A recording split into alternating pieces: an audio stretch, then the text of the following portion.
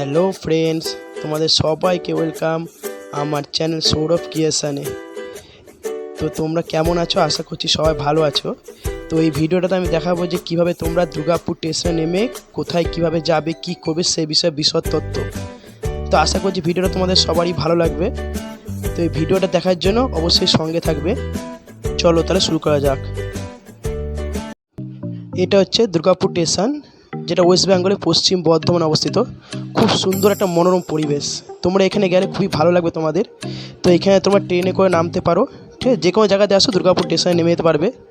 আশেপাশে খুব সুন্দর একটা পরিবেশ আছে, দেখে মনটা খুবই ভালো লাগবে তোমাদের।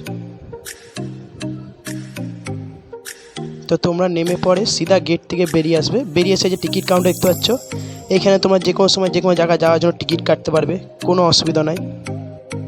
বেরিয়ে পরে ডান দিকে এটিএম আছে, সেখানে গিয়ে তোমরা টাকা তুলতে পারো।